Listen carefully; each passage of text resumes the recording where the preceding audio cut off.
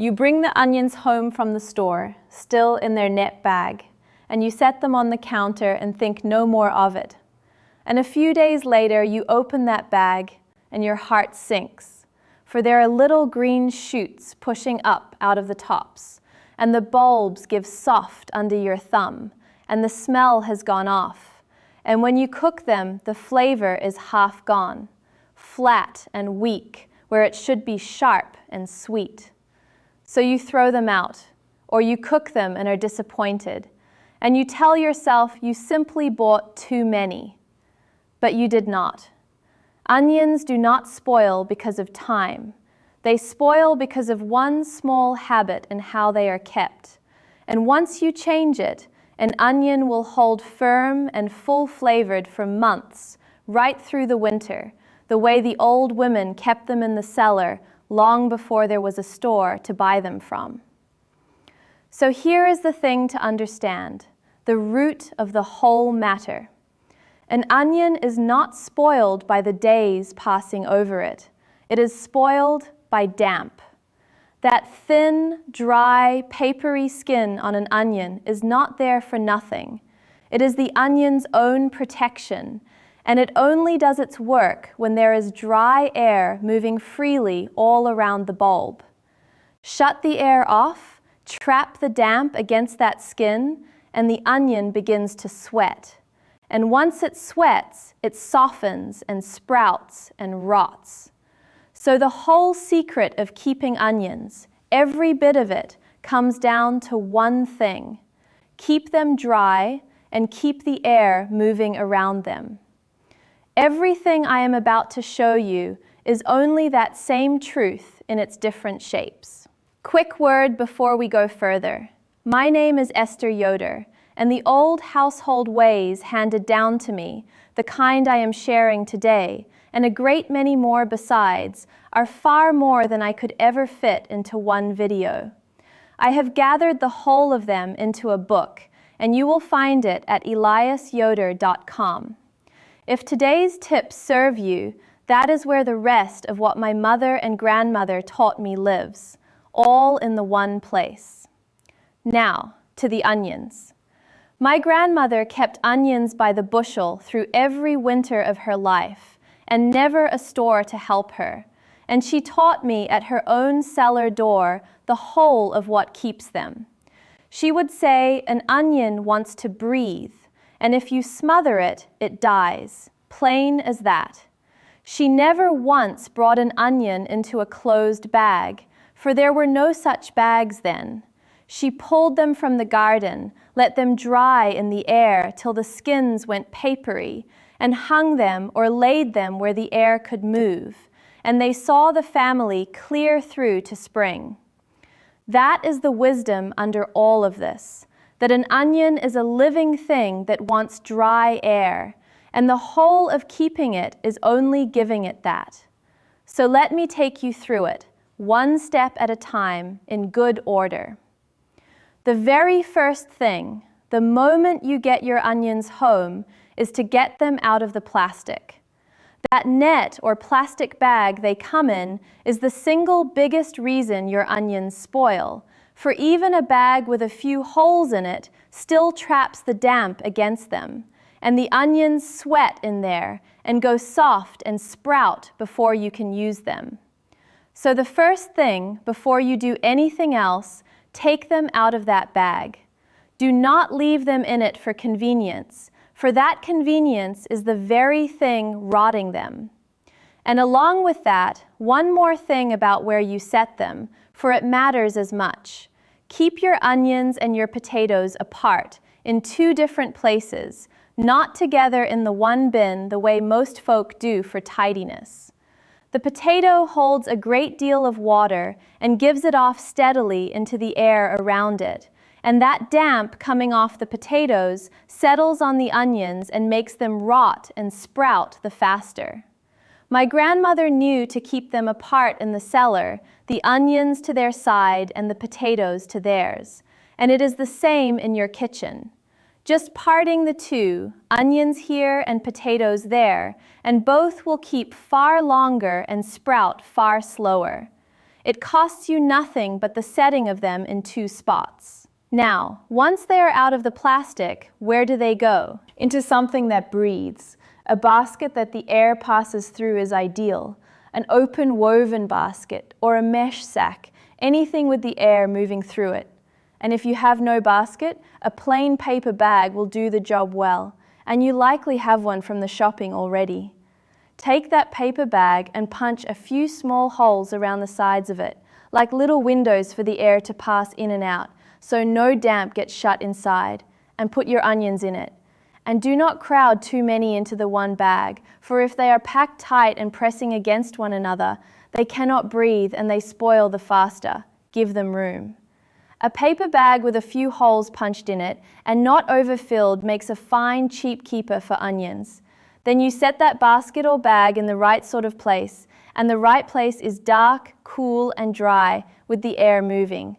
A pantry, a cupboard you seldom open, a cool corner where the air is not shut up.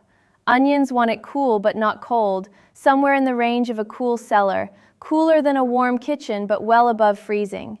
That cool holds them dormant, keeps them from waking and sprouting, and keeps them firm.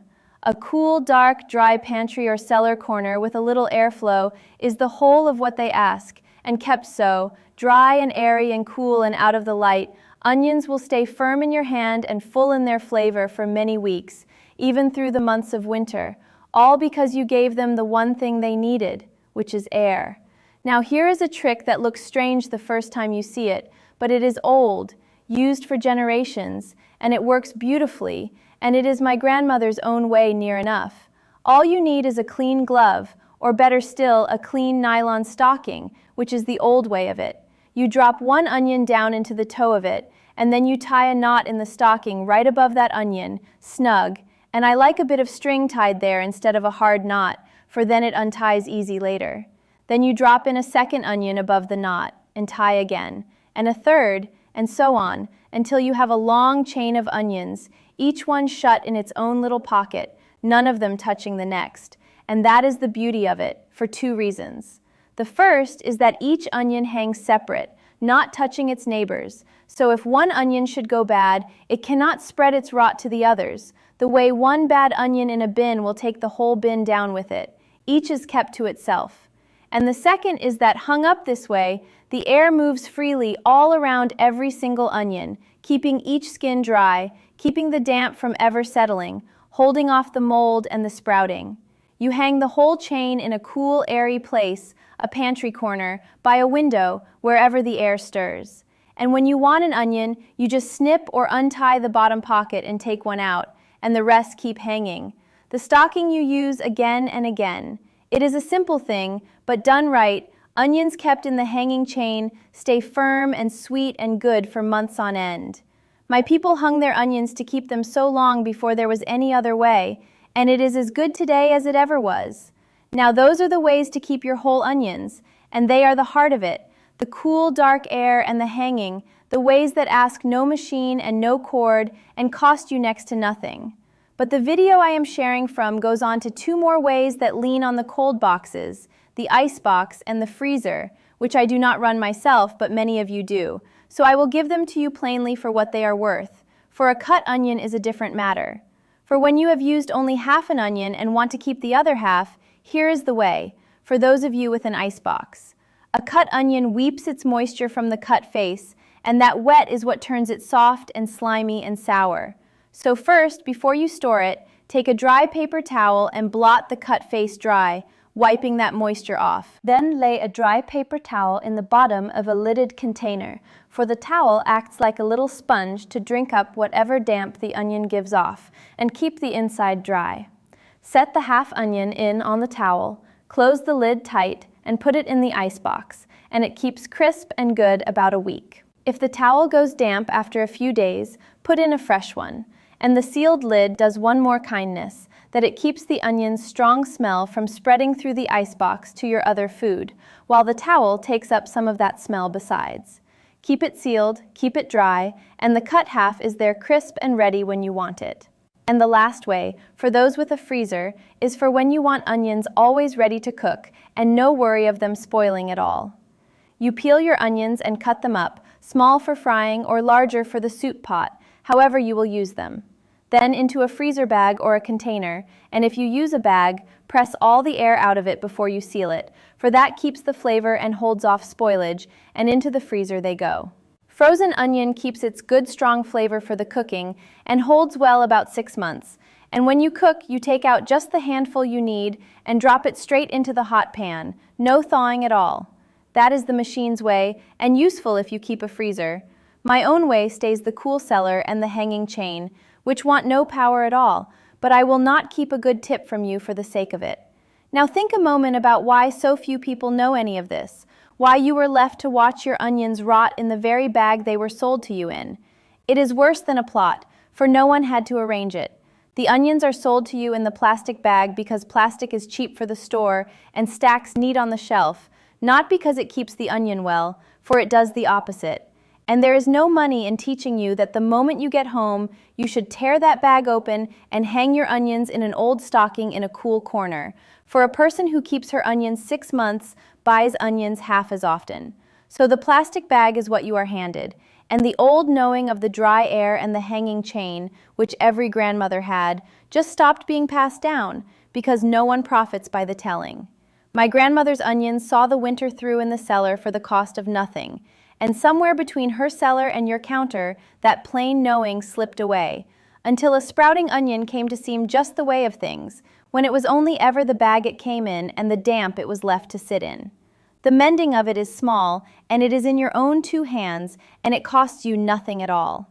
The moment you get your onions home, you tear off the plastic, you part them from the potatoes, you set them in a breathing basket or a holey paper bag in a cool, dark, airy corner, or you hang them in a chain in an old stocking, each in its pocket, none touching. And your onions hold firm and sweet through the winter for the cost of nothing, and you throw away no more soft sprouted bulbs. That is how it comes home, 1 torn bag, 1 hanging chain at a time, the keeping of your own pantry back in your own hands. So here is what I would ask of you. This very week, when you bring your onions home, tear off that plastic straight away and hang them or basket them the way I showed you, and then come back and tell me in the comments how long they held firm for you against how they used to go. I do love to hear a thing kept that used to be thrown out. And tell me too, while you are there, your county and the age of your house. For the old houses so often have the real cellars and the cool dark pantries built for just this keeping, and I learn from every one of you how the storing goes where you live. And if your own mother or grandmother had a way of keeping onions I have not named, tell me that most of all, for that is how this goes. We share what we were given. I read every comment, and I learned from you the way the old women learned from one another across the fence line, 1 pantry and 1 season at a time.